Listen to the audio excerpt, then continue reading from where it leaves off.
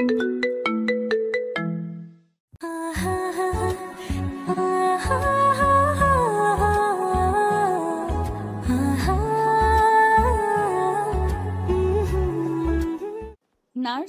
Nurse, আমি এখানে কি করে?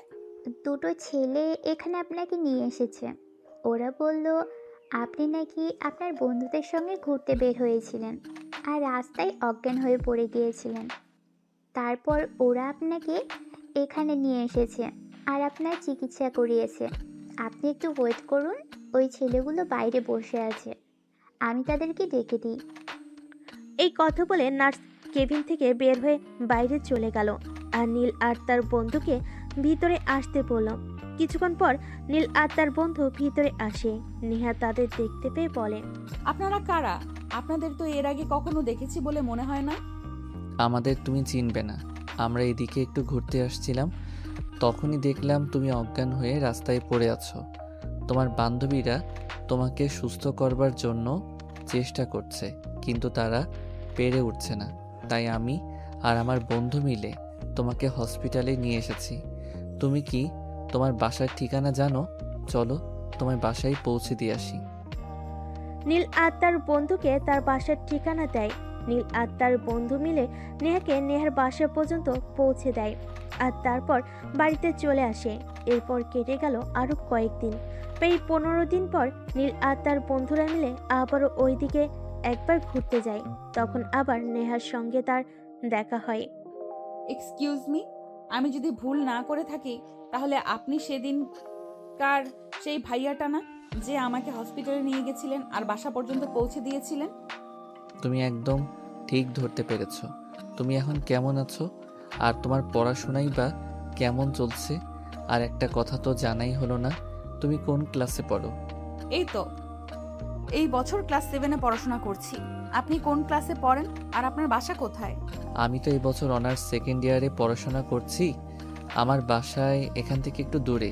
এদিকটা তো গ্রাম এলাকা, এদিকে ঘুরতে ভালো লাগে, তাই আমি আর আমার বন্ধুরা মাঝে মধ্যে এদিকে ঘুরতে আসি। কিন্তু তোমাকে সেদিনের আগে তো কখনো এদিকে দেখিনি। আসলে ভাইয়া, আমার আব্বুর এই এলাকায় নতুন পোস্টিং হয়েছে। আগে আমরা সিলেটে থাকতাম। আমার আব্বুর যেহেতু এই জায়গায় পোস্টিং হয়েছে, তাই আমার আব্বু, আমার আম্মু আর আমাকে এখানে নিয়ে এসেছে। ও আচ্ছা, যাই হোক, তোমার সঙ্গে কথা বলে ভালো লাগলো। আজ তাহলে আসি, আমার আবার বাসায় ফিরে যাওয়ার সময় হয়ে এসেছে। বাসায় দেরিতে করে ফিরলে আমার আম্মু আবার আমাকে বকা দেয়। কি বলেন এইসব?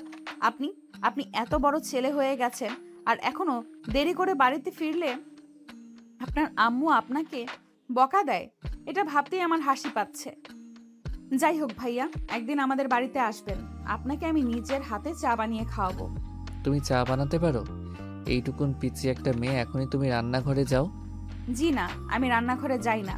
তবে আপনি সেদিন আমার জীবন বাঁচিয়েছেন, তাই ভাবছি আপনি যদি কোনোদিন আমাদের বাড়িতে যান তাহলে আমি নিজের হাতে আপনাকে 1 কাপ চা বানিয়ে খাওয়াবো। যদিও আমি জানি না সেটা খাওয়ার যোগ্য হবে কিনা, তারপরও ট্রাই করব। আচ্ছা বাবা, ঠিক আছে। তাহলে আগামী শুক্রবারে আমি আর আমার বন্ধু মিলে তোমাদের বাড়িতে চায়ের দাওয়াতে আসবো। আর একটা কথা, আমি যদি তোমাদের বাড়িতে যাই তাহলে আবার তোমার আব্বু আম্মু কিছু মনে করবে না তো? আরে না, সেরকম কোনো ব্যাপার নয়। আমার আব্বু আম্মু অনেক ফ্রি মাইন্ডের মানুষ। এর আগেও তো আমার অনেক বন্ধুরা আমাদের বাড়িতে আসতো, আর এখানে নতুন এসেছি তারপরেও তো আমার বান্ধবীরা প্রায়ই আমার সঙ্গে আমাদের বাড়িতে যায়। আমার আব্বু আম্মু কিছুই মনে করবে না। আচ্ছা, আজ তাহলে আসি। আপনার সঙ্গে তাহলে আগামী শুক্রবার আমাদের বাড়িতেই দেখা হচ্ছে। আচ্ছা ঠিক আছে, আমারও যাওয়ার সময় হয়ে গেছে, আমিও আসছি। ভালো থেকো, বাই। এই বলে নীল তার বন্ধুকে নিয়ে সেখান থেকে চলে আসলে। অপরদিকে নেহা ও তার বান্ধবীদের নিয়ে বাসায় চলে গেল। এদিকে দেখতে দেখতে সময়টা চলে গেল। শুক্রবার বিকালবেলা নেহা ড্রয়িং রুমে বসে বসে মোবাইল টিপাটিপি করছে। তখনই হঠাৎ কলিং বেলের আওয়াজ শুনে নেহা গিয়ে দরজা খুলে দিল। দরজা খুলেই তো নেহা পুরাই হতবাক। আরে ভাইয়া, আপনি সত্যিই চলে এসেছেন? আমি তো নিজের চোখেই বিশ্বাস করতে পারছি না। আমি তো ভেবেছিলাম আপনি আমার সঙ্গে মজা করছেন। যাই হোক, এসেছেন ভালো হয়েছে। ভেতরে এসে বসুন। আমি আপনাকে বলেই দিয়েছিলাম আপনি আসলে আমার নিজের হাতে আপনাকে 1 কাপ চা বানিয়ে খাওয়াবো। হ্যাঁ, তোমার হাতের সেই বিখ্যাত চা খেতেই তো এলাম। যাই হোক, এখন কি এখানেই দাঁড়িয়ে থাকতে হবে নাকি ভিতরে আসতে দিবে? আরে, আমি তো আপনাকে বললাম ভেতরে এসে বসুন। আপনারা ড্রয়িং রুমে বসুন, আমি আম্মুকে বলে আসি আপনারা এসেছেন। এই বলে নেহা ভিতরে চলে গেল। নীল আর তার বন্ধু দুজনেই ড্রয়িং রুমে বসে আছে। কিছুক্ষণ পর নেহার আম্মু সেখানে আসলো। নেহার আম্মুকে দেখতে পেয়ে নীল আর তার বন্ধু উঠে দাঁড়িয়ে সালাম প্রদর্শন করলো। আসসালামু আলাইকুম আন্টি, কেমন আছেন? এই তো আলহামদুলিল্লাহ, আল্লাহর রহমতে ভালোই আছি। নেহার কাছে শুনলাম সেদিন নাকি নেহা রাস্তায় অজ্ঞান হয়ে পড়ে গেছিল, আর তুমি নাকি তাকে হসপিটালে নিয়ে গেছিলে। হ্যাঁ আন্টি, আসলে ওই দিন আমি আর আমার বন্ধু এই দিক দিয়ে যাচ্ছিলাম, তখনই হঠাৎ নেহাকে চোখে পড়ল, তাই নিয়ে গেছিলাম। যাই হোক আন্টি, আঙ্কেল কোথায়? উনি কি বাসায় আছেন? না, উনি বাসায় নেই, একটু আগে বের হয়েছেন, বাজারে যাবেন। তোমরা বসো, আমি তোমাদের জন্য নাস্তার ব্যবস্থা করি। এই বলে নেহার আম্মু সেখান থেকে চলে গেল। কিছুক্ষণ পর নেহা নীল আর তার বন্ধুর জন্য চা বানিয়ে ড্রয়িং রুমে আসলো। সেই সঙ্গে কিছু স্ন্যাক্সও নিয়ে আসলো। নীল আর তার বন্ধু নাস্তা খেয়ে নেহাদের বাড়ি থেকে বের হতে যাবে, এমন সময় পিছন থেকে নেহা বলল, যদি কিছু মনে না করেন আপনার ফোন নাম্বারটা পাওয়া যাবে? হ্যাঁ অবশ্যই, কিন্তু তুমি ফোন নাম্বার দিয়ে কি করবে? আমার যতদূর মনে হয় তোমার কাছে তো ফোন নেই। কে বলেছে আমার কাছে ফোন নেই? আমি যখন ক্লাস 6-এ পড়ি তখনই আমার আব্বু আমাকে ফোন কিনে দিয়েছে সময় কাটানোর জন্য। ওই যে ড্রয়িং রুমে যে ফোনটা দেখলেন ওইটা আমার। আপনি 1 মিনিট দাঁড়ান, আমি এক্ষুনি আমার ফোনটা নিয়ে আসছি আপনার নাম্বারটা রাখার জন্য। এরপর সেখান থেকে সোজা ড্রয়িং রুমে চলে গেল আর ফোনটা নিয়ে এসে নীলের হাতে তুলে দিয়ে বলল, এই যে এটা আমার ফোন, আপনার নাম্বারটা দিয়ে যান। যখন আপনার কথা মনে পড়বে তখন আমি আপনাকে ফোন দিব। আর একটা কথা, আমি ফোন দিলে আপনি আবার বিরক্ত হবেন না তো? আরে না, এটা কি বলছো তুমি?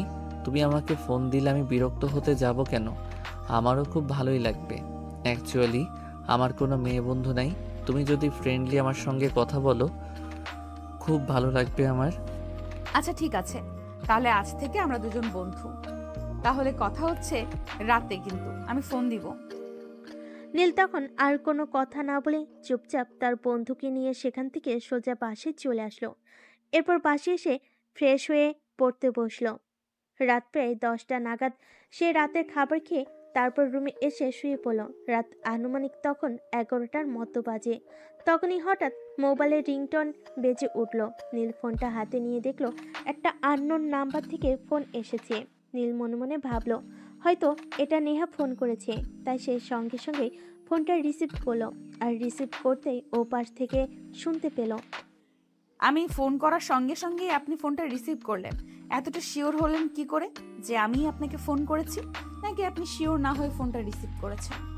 না, আমি শিওর হয়ে ফোনটা রিসিভ করেছি, কারণ আমার ফোনে সচরাচর আম্মুর নাম্বার থেকে ফোন আসে না।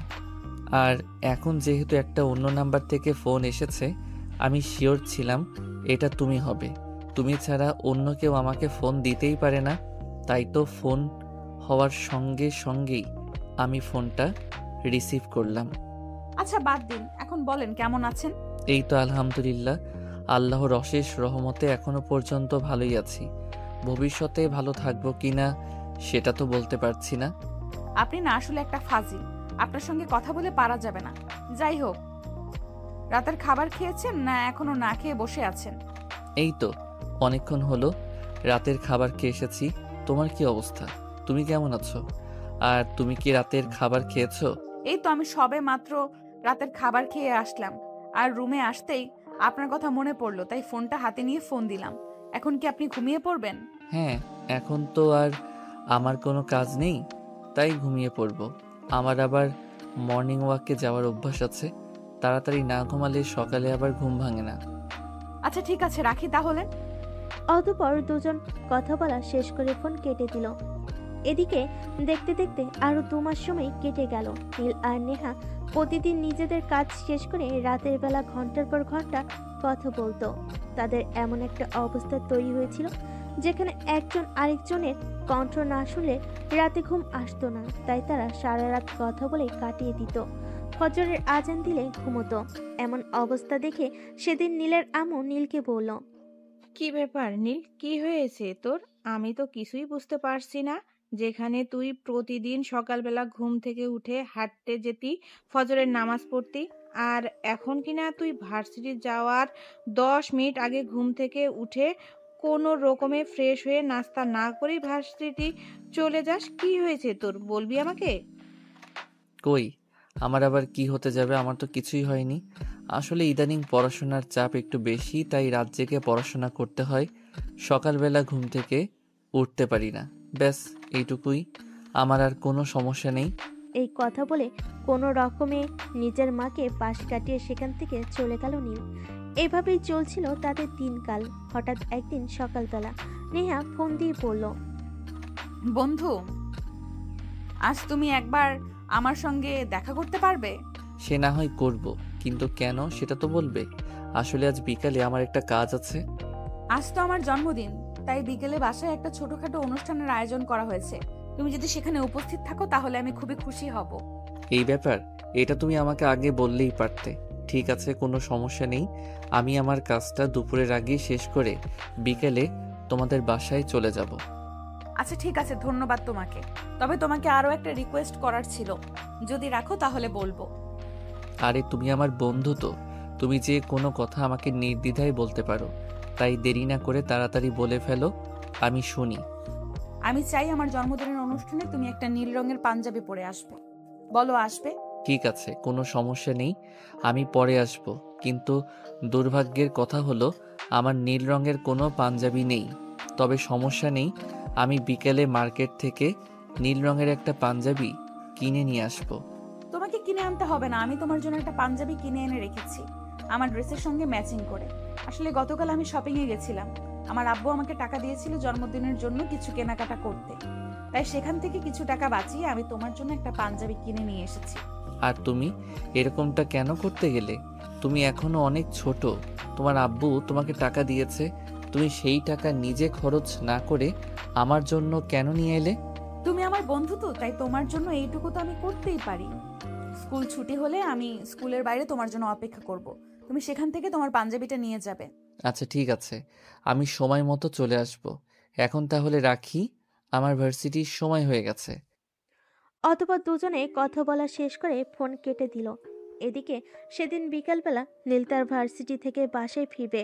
তখন নেহার স্কুলের সামনে দিয়ে আসে, আর সেখান থেকে নেহার কাছ থেকে তার জন্য কিনে রাখা নীল পাঞ্জাবিটা নিয়ে আসে। আর সেদিন বিকালবেলা নীল নেহার দেওয়া সেই পাঞ্জাবিটা পরে নেহার জন্মদিনের অনুষ্ঠানে চলে গেল। নেহা সেদিন নীলকে তার জন্মদিনের অনুষ্ঠানে পেয়ে অনেক খুশি হলো। আসলে সে এটা এক্সপেক্ট করেনি। সে হয়তো মনে মনে ভেবেছে নীল হয়তো মুখে বলেছে কিন্তু আসবে না, কিন্তু নীল যে সত্যি সত্যি চলে আসবে এটা সে ভাবেনি। অতঃপর জন্মদিনের কেক কাটা হলো। নেহা সবাইকে খাইয়ে দিয়ে নীলকেও কেক খাইয়ে দিল। তারপর খাওয়া দাওয়া করে সবার কাছ থেকে বিদায় নিয়ে নীল বাসা থেকে বের হতে যাবে। তখনই নেহা পেছন থেকে বলে, তোমাকে একটা কথা বলার ছিল। কি কথা বলো, আমি শুনছি। এখানে নয়, এখানে অনেক মানুষ রয়েছে। আমি তোমার সঙ্গে একান্ত কিছু কথা বলতে চাই। আমার সঙ্গে একটু আমাদের বাড়ির পেছনের বাগানে যাবে? ঠিক আছে চলো, আমার কোনো সমস্যা নেই। এই বলে নীল আর নেহা দুজনে বাড়ির পিছনের বাগানে চলে এলো। দুজনে অনেকক্ষণ ধরে বসে আছে, কিন্তু কেউই কোনো কথা বলছে না। একদমই চুপচাপ, যেন নীরবতা পালন করছে। তখনই হঠাৎ নীল নীরবতা ভেঙে নেহাকে বলল, আরে নেহা, কি হয়েছে, কি ব্যাপার, আর কি সমস্যা? তুমি সেটা তো আমাকে বলবে। সেই কখন থেকে এখানে বসে আছি, তুমি কিছু বলছোই না। এইভাবে চুপচাপ বসে থাকলে চলবে? আসলে আমি না তোমাকে ভালোবেসে ফেলেছি। তুমি কি আমায় ভালোবাসবে? আমার ভালোবাসাকে গ্রহণ করবে? আরে নেহা, এসব তুমি কি বলছো? তোমার কি মাথা খারাপ হয়ে গেছে নাকি? আমি তো সেটাই বুঝতে পারছি না। তুমি এইটুকুনি পিচ্ছি একটা মেয়ে, তবে ক্লাস 7-এ পড়াশোনা করছো, আর এখন তুমি এগুলো কি বলছো? তোমার আব্বু জানতে পারলে খুব কষ্ট পাবে।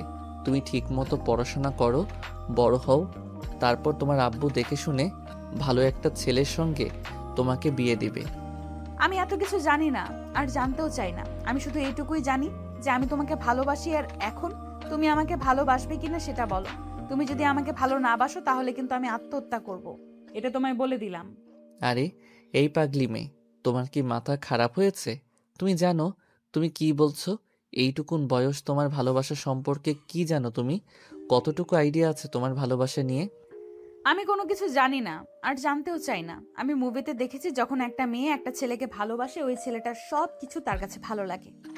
আচ্ছা, দিন রাত শুধু স্বপ্নে ওই ছেলেটাকে দেখে। আমার ক্ষেত্রেও ঠিক তেমনটাই হচ্ছে। আমি যাই কিছু করি না কেন, সারাক্ষণ আমার চোখের সামনে তোমার চেহারাটা ভেসে থাকে। আমি কোনোভাবেই তোমাকে ভুলতে পারি না। তাই আমি মনে করি আমি তোমাকে ভালোবেসে ফেলেছি। এখন কি তুমি আমার ভালোবাসা স্বীকৃতি দেবে কি দেবে না সেটা বলো। নেহা প্লিজ, তুমি তোমার মাথাটা ঠান্ডা করো। আমার মনে হয় তুমি সুস্থ নেই, তোমার চিকিৎসা করানো দরকার। তাই তুমি এরকম পাগলের মতো প্রলাপ করছো। তুমি সুস্থ থাকলে কোনোভাবেই এগুলো বলতে পারতে না। যাই হোক, আজ তোমার জন্মদিনের অনুষ্ঠান চলছে বাড়িতে। এমন কিছু করো না যাতে সবাই এই বিষয়টা নিয়ে হাসাহাসি করে। আমি কোনো কিছু জানি না, আর জানতেও চাই না। আমি শুধু তোমাকে ভালোবাসি। কে কি বললো না বললো সেই বিষয়ে আমার বিন্দু মাত্র ইন্টারেস্ট নেই। বলো তুমি আমাকে ভালোবাসো, হ্যাঁ কি না? তাহলে এই যে দেখো আমার হাতে নতুন ব্লেড, এটা দিয়ে আমি আমার হাতের শিরাগুলো কেটে দিব। তারপর আস্তে আস্তে মৃত্যুর কোলে ঢলে পড়বো। এই কথা বলে নেহা নিজের হাতে থাকা নতুন ব্লেডটা খুলে নেয় আর নিজের হাত কাটতে যাবে। তখন নীল তার হাত থেকে ব্লেডটা নিয়ে ঠাস করে তার গালে একটা চড় বসিয়ে দিয়ে বলে, এই মেয়ে, কি সমস্যা তোমার? কি চাও তুমি? ভালোবাসার কি বোঝো তুমি? আমি শুধু তোমাকে চাই, আর কিচ্ছু বুঝতে চাই না। আর ভালোবাসা আমাকে বোঝাতে এসো না।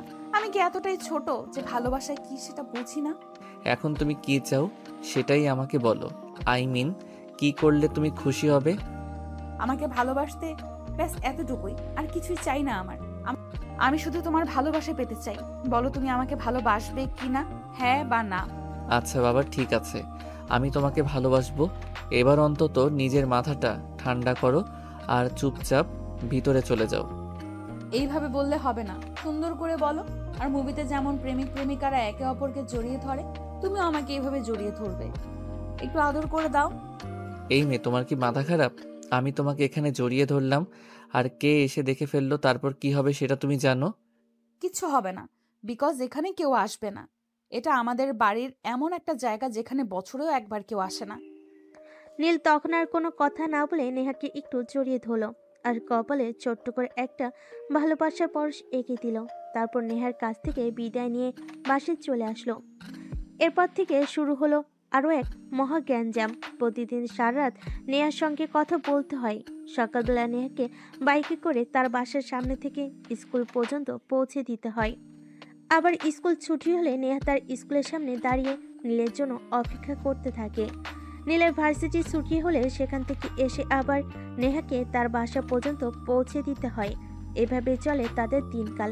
ভালোই কাটছিল সময়গুলো। সেদিন বিকেলবেলা নীল ড্রয়িং রুমে বসে ফোন টিপছিল, নেহার সঙ্গে চ্যাটিং করছিল।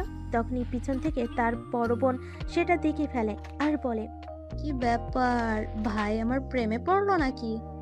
কি ব্যাপার, ভাই আমার প্রেমে পড়লো নাকি? তবে এটা কে সেটা কি জানা যাবে? আরে আপু, তুমি এখানে কখন আসলে? আর আমি প্রেম করতে কেন যাব? প্রেম টেম ওসব আমাকে দিয়ে হবে না, চিন্তার কোনো কারণ নেই। আরে ভাই, এত লুকানোর কি আছে? আমি তো তোর নিজের বোন হই, তাই না?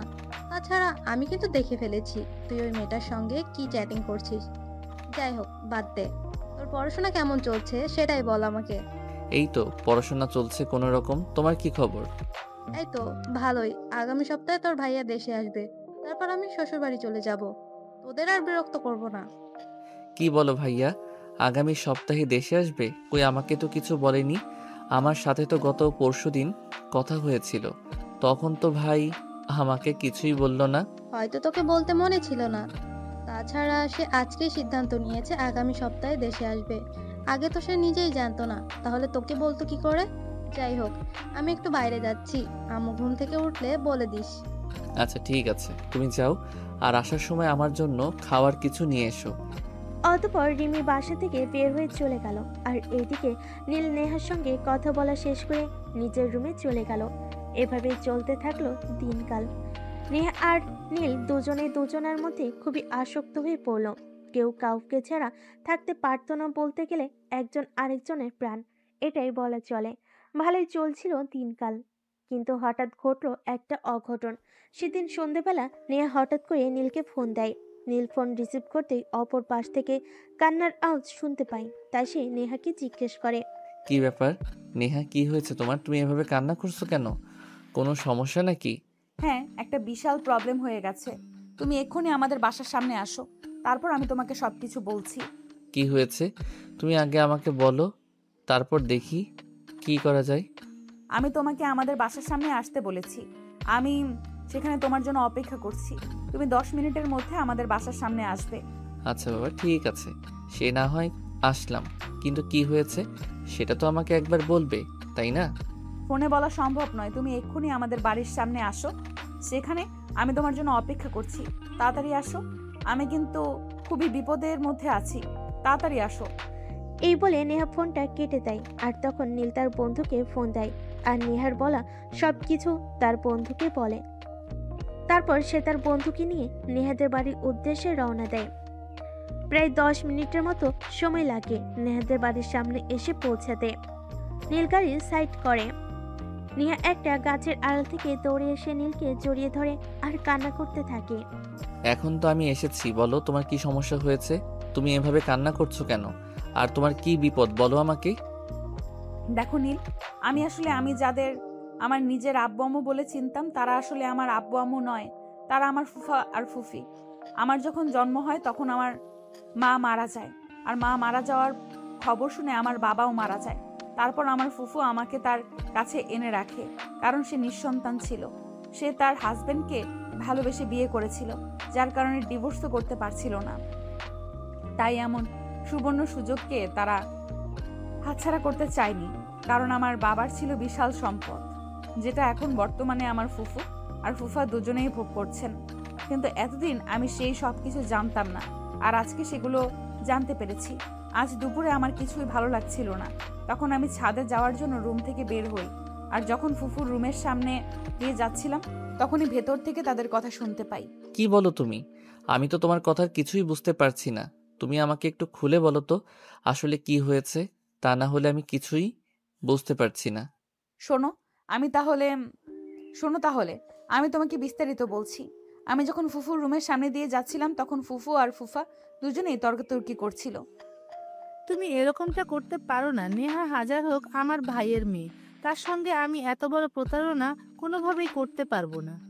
সে তোমার ভাইয়ের মেয়ে, তোমার নিজের মেয়ে তো নয়। তার বাবার এত বিশাল সম্পত্তি যদি সে কোনোদিন গুরু না করেও জানতে পারে যে সে আমাদের মেয়ে নয়, তাহলে কিন্তু এই সম্পত্তি থেকে কানা করিও সে আমাদের দেবে না। এই কথাটা তুমি কেন বুঝতে পারছো না? এখনও এই সব কিছু জানে না, তাই আমাদের উচিত তাকে বুঝিয়ে বালিয়ে এই সকল সম্পত্তি আমাদের করে নেওয়া। আরে এসব তুমি কি বলছো? এরকমটা কখনোই হবে না। নেহাকে আমি ছোট থেকে নিজের হাতে মানুষ করছি। আমি নেহাকে খুব ভালো করেই চিনি। সে আমাদের নিজের সন্তান যদিও না হয়ে থাকে, কিন্তু আমরা তাকে ছোট থেকে আদর যত্ন করে মানুষ করেছি। সে আমাদের কোনোদিনও ছেড়ে যাবে না। তাছাড়া আমার ভাইয়ের সম্পত্তির ওপর তোমার কেন এত লোভ বলো আমাকে? আমার ভাই তো এই সকল সম্পত্তি কামাই করেছিল শুধুমাত্র তার সন্তান আর তার ভবিষ্যতের জন্য। তুমি তো জীবনে কিছুই করতে পারলে না, শুধু শুধু আমার ভাইয়ের সম্পত্তি ভোগ করলে। হ্যাঁ, সেই জন্যই তো আমি তোর সঙ্গে সংসার করেছি। তা না হলে তোর মতো বন্দার সাথে আমি এতদিন সংসার করতাম নাকি? আমি কবে আরেকটা মেয়েকে বিয়ে করে সন্তানের বাবা হয়ে যেতাম। শুধু মিছিমিছি জীবনটাকে নষ্ট করছি। তুমি মাথাটা ঠান্ডা করো, আর যেসব চিন্তা তুমি তোমার মাথায় ঢুকিয়েছো এগুলো মাথা থেকে ঝেড়ে ফেলে দাও। কখনোই না, আমি যেটা বলছি সেটাই হবে। আর তুই যদি আমাকে এই কাজ করতে বাধা দিস, তাহলে কিন্তু আমি তোকে ডিভোর্স দিতে 2বার চিন্তা করব না। কথাটা তুই মনে রাখিস। এসব কি বলছো তুমি? তোমার কি মাথা খারাপ হয়ে গেছে? তুমি সম্পত্তির জন্য এতটা নিচে নামতে পারবে? তাছাড়া আমাকে ডিভোর্স দিয়ে দিলেই কি তুমি নেহার সমস্ত সম্পত্তি পেয়ে যাবে? কখনোই না। যদি প্রয়োজন হয় আমি নেহাকে নিজেই বলে দেব যে এই সকল সম্পত্তি তার বাবার এবং সে আমাদের সন্তান নয়। আমরা প্রতিদিন মিথ্যে বলে তাদের এই সকল সম্পত্তি ভোগ করছি। সেটা তুই পারবি না, কারণ তুই যদি সেটাই নেহাকে এভাবে রাজি না করাস, তাহলে প্রয়োজন হলে নেহাকে আমি নিজের হাতে খুন করব। নেহা যদি না থাকে তাহলে তো সম্পত্তির কোনো ওয়ারিস থাকবে না, তাহলে সমস্ত সম্পত্তির মালিক হবি তুই। আর তুই নিজেই বাধ্য হবি আমাকে সমস্ত সম্পদ নিজের হাতে তুলে দিতে। কখনোই না। আমি কোনোভাবেই তোমাকে এই কাজটা করতে দেব না। আমি আজকেই পুলিশের সঙ্গে কথা বলবো এবং তোমার শাস্তির ব্যবস্থা করব, যাতে তুমি আমার ভাইয়ের মেয়ের সম্পত্তির ওপর কোনো আঘাত আনতে না পারো। সেই সুযোগটা আর তুই পাবি না। আমি আজকেই শহরে যাচ্ছি, সেখান থেকে উকিলের সঙ্গে কথা বলে সমস্ত ডকুমেন্টস রেডি করে তারপর আমি বাসায় আসব। আর যেভাবেই হোক নেহার কাছ থেকে সিগনেচার নিয়ে ছাড়বো। এই কথা বলে নেহার ফুপা নেহার ফুপিকে দরজা তালা লাগিয়ে বাসা থেকে বের হয়ে চলে যায়। এইদিকে নেহা ফুফা বাসা থেকে চলে যাওয়ার পর আমি নিজের প্রয়োজনীয় সমস্ত জিনিসপত্র গুছিয়ে নিয়েছি আর তোমাকে ফোন করেছি। কি বলো তুমি? আমি তো এটা ভাবতেই পারছি না। যদিও তোমার ফুপাকে প্রথম দিন দেখে আমার একটু সন্দেহ সন্দেহ লাগছিল, কিন্তু তারপর আমি তোমাকে কিছু বলিনি। তুমি তো বলেছিলে ওরা তোমার আব্বু আম্মু হয়। আমি কিছু বললে যদি তুমি মনে ব্যথা পাও, তাই যাই হোক, কোনো সমস্যা নেই। তুমি এখন আমার সঙ্গে চলো, আমি তোমাকে নিয়ে থানায় যাব, তারপর না হয় হবে। এটা ভুল করেও করা যাবে না, কারণ তাহলে ফুফা ফুফি কেউ মেরে ফেলবে, আর আমাকেও যে কোনো উপায়ে মেরে ফেলার চেষ্টা করবে। তাহলে কি করবে বলে তুমি চিন্তা ভাবনা করেছো বলো তো আমাকে শুনি। এখানে আমার কাছে আমার জমানো কিছু টাকা আছে, আর আমার নিজের কিছু গয়নাগাটি যেগুলো আমার কাছে ছিল সেগুলো আমি নিয়ে এসেছি। চলো আমরা দুজনে এখান থেকে দূরে কোথাও পালিয়ে যাই, আর তারপর সেখানে সুন্দর করে একটা জীবন শুরু করি। এসব তুমি কি বলছো? তোমার কি মাথা খারাপ হয়ে গেছে? আমি তোমাকে নিয়ে কোথায় যাব? এই বছর সবেমাত্র অনার্স সেকেন্ড ইয়ারে পড়াশোনা করছি, এখনো বেকার, কিছুই করি না, নিজের 2 পয়সা ইনকাম নেই। আমি তোমাকে নিয়ে কোথায় যাব বলো আমাকে। আমি অত কিছু জানি না। তুমি আমাকে নিয়ে যাবে মানে তোমাকে যেতেই হবে, কারণ আমি তোমাকে ভালোবাসি। তুমি ছাড়া বিশ্বাস করার মতো এই পৃথিবীতে আমি আর দ্বিতীয় কোনো মানুষকে খুঁজে পাচ্ছি না। আর একটা কথা, তুমি যদি আজ এবং এই মুহূর্তে আমাকে এখান থেকে নিয়ে না যাও, তাহলে কিন্তু আমি আত্মহত্যা করব। এটা কোনো কথা হলো? আমি বুঝতে পারছি না আমি কি করব। তুমি প্লিজ মাথাটা ঠান্ডা করো, আমরা পুলিশের কাছে যাই, কিছুই হবে না। আমি তোমাকে কি বলতে চাইছি তুমি কি সেটা কোনোভাবেই বুঝতে পারছো না? আমরা পুলিশের কাছে গেলে বিষয়টা আরো ঝামেলায় হয়ে যাবে, সমাধান কিছুই হবে না, কারণ ফুফার হাত অনেক লম্বা। তুমি আমাকে নিয়ে এই মুহূর্তে এই এলাকা ছেড়ে দূরে কোথাও চলে যাবে, এটাই ফাইনাল। নীল তখন কি করবে কিছুই ভেবে পাচ্ছিল না। সে মাথায় হাত দিয়ে সেখানেই বসে পড়ল। তখন পাশ থেকে তার বন্ধু তাকে বলল, নীল, নেহা যেটা বলেছে তুই সেটাই কর। নেহা তো বলেছে তার কাছে কিছু জমানো টাকা আর নিজের কিছু গয়নাগাটি আছে, সেগুলো বিক্রি করে কিছুদিন চলবি, তারপর না হয় একটা কাজের ব্যবস্থা করে নিবি। দেখ, আজকে মেয়েটাকে তুই যদি সাহায্য না করিস তাহলে মেয়েটার আর কোনো উপায় থাকবে না, কারণ এই পৃথিবীতে মেয়েটা শুধুমাত্র তোকে বিশ্বাস করে আর ভালোবাসে। আরে এসব তুই কি বলছিস? তুই তো খুব ভালো করে জানিস 3টা বোনের মধ্যে আমি একটা মাত্র ভাই। সবাই আমাকে নিয়ে কতটা আশা প্রত্যাশা করে আছে। আমি যদি এরকম একটা কাজ করি তাহলে সবাই খুব কষ্ট পাবে। সেটা আমি জানি, কিন্তু সেটা সাময়িক ক্ষণ। একটা মেয়ে তার ভালোবাসাকে হারালে কোনোদিনই তার ভালোবাসা ফিরে পায় না, কিন্তু পরিবারের জন্য ভালোবাসা না ছেড়ে ভালোবাসাকে আগলে ধরে রাখলে পরিবার আজ না কাল হোক মেনে নেয়। তাই আমি তোকে যেটা বলছি তুই সেটাই কর। তুই নেহাকে নিয়ে এখান থেকে চলে যা, বাকিটা আমি দেখছি। আসলে আমি বুঝতে পারছি না তোদের কি দুজনেরই মাথা খারাপ হয়ে গেছে, নাকি আমি তোদের কথা বুঝবার মতো ক্ষমতা হারিয়ে ফেলেছি। এত কিছু জানা বোঝার মতো সময় এখন নেই। তুই প্লিজ নেহাকে নিয়ে এখান থেকে চলে যা, তা না হলে হয়তো কোনো প্রবলেম হতে পারে। তাছাড়া নেহারা ফুপা হয়তো এতক্ষণে চলে আসার সময় হয়ে গেছে। ওই লোকটা এখানে আসার আগেই তুই নেহাকে নিয়ে এলাকা ছেড়ে দে। হ্যাঁ, তোমার বন্ধু একদম ঠিক কথাই বলেছে। চলো আমরা এক্ষুনি এই এলাকা ছেড়ে চলে যাই, তা না হলে ফুপা যদি এখানে এসে পড়ে তাহলে বিশাল একটা ঝামেলা হয়ে যাবে। তুমি আমাকে কোনোভাবেই ওনার হাত থেকে বাঁচাতে পারবে না। কিন্তু দেখো, আমি আমার পরিবারের একমাত্র ছেলে, এভাবে কিছু একটা সিদ্ধান্ত নেওয়া কি ঠিক হবে? আমার পরিবার তো অনেক কষ্ট পাবে। আরে ভাই, সেটা তো আমি খুব ভালো করেই জানি যে তোর ফ্যামিলির মানুষজন খুব কষ্ট পাবে, কিন্তু দেখ, ফ্যামিলির জন্য নিজের ভালোবাসার মানুষটাকে হারালে কিন্তু নিজের ভালোবাসার মানুষটাকে জীবনে আর কোনোদিনই নিজের করে ফিরে পাবি না। কিন্তু তুই যদি তোর ভালোবাসার মানুষটাকে প্রায়োরিটি দিস তাহলে ফ্যামিলি আজ না কাল হোক মেনে নেবেই। তখন নীল নেহা আর তার বন্ধুর কথা মেনে নিল এবং নেহাকে নিয়ে সেখান থেকে ঢাকার উদ্দেশ্যে রওনা দিল। অপরদিকে ততক্ষণে নেহার ফুপা বাসে চলে এসেছেন। তিনি বাসে এসে নেহাকে সারা বাসে খুঁজতে থাকেন। তিনি যখন কোথাও নেহাকে খুঁজে না পান, তখন নেহার ফুপিকে তিনি অকথ্য ভাষায় গালিগালাজ শুরু করেন। এই ফকিন্নির বাচ্চা, নিজের প্রচার আনার মুরুদ নেই, এত কষ্ট করে মুরগিটাকে পুষলাম আর এখন কিনা তুই সেটাকেও পালিয়ে যেতে সহযোগিতা করেছিস। আজ তোকে আমি খুন করে ফেলবো। যদিও আমি জানি না নেহা কোথায় গেছে, নেহা আমাকে বলেও যায়নি। আর যদি বলেও যেত তাহলে আমি তোকে বলতাম না, কারণ তোর মতো অমানুষকে আমি কোনোদিনই সহযোগিতা করতাম না। যাই হোক, মেয়েটা এখান থেকে চলে গিয়েছে ভালো। এই কথাটা বলা শেষ করতে না করতে নেহার ফুপা নেহার ফুপুকে অনেক মারধর করতে শুরু করে। অপরদিকে নেহা আর নীল যখন ঢাকায় এসে পৌঁছালো, তখন আনুমানিক সকাল 8টার মতো বাজবে। দুজনেই স্টেশন থেকে নেমে একটা রেস্টুরেন্টে গিয়ে নাস্তা করলো। তারপর নেহা নীলকে গিয়ে বলল, চলো আমাদের দুজনকে আগে নিজেদের থাকার জায়গার বন্দোবস্ত করতে হবে, তারপর বাদ বাকি সব কিছু চিন্তা করা যাবে। আচ্ছা, এটা তুমি একদম ঠিক কথাই বলেছ। চলো আগে আমাদের থাকার জায়গার বন্দোবস্ত করি। কিন্তু আমরা কোন পরিচয় থাকবো? এই ঢাকা শহর, এখানে আমরা কোন বাসা ভাড়া নিতে গেলে প্রথমে আমাদের সম্পর্কের কথা জিজ্ঞাসা করা হবে। তখন আমি কি উত্তর দেব বলো আমাকে? যদি কেউ তোমাকে আমাদের সম্পর্কে কথা জিজ্ঞেস করে তাহলে বলবে আমরা হাজব্যান্ড ওয়াইফ। আর চিন্তার কোনো কারণ নেই, চলো আমরা কাজী অফিসে গিয়ে বিয়ে করে নেব। কিন্তু নেহা, একটাবার চিন্তা করে দেখো, তুমি আমার চাইতে বয়সে অনেক ছোট আর সবেমাত্র ক্লাস 7-এ পড়াশোনা করো। তুমি চাইলে ভালো একটা ছেলে দেখে বিয়ে করতে পারবে। তাছাড়া আমি কোনো দিক থেকে কিন্তু তোমার যোগ্য নই।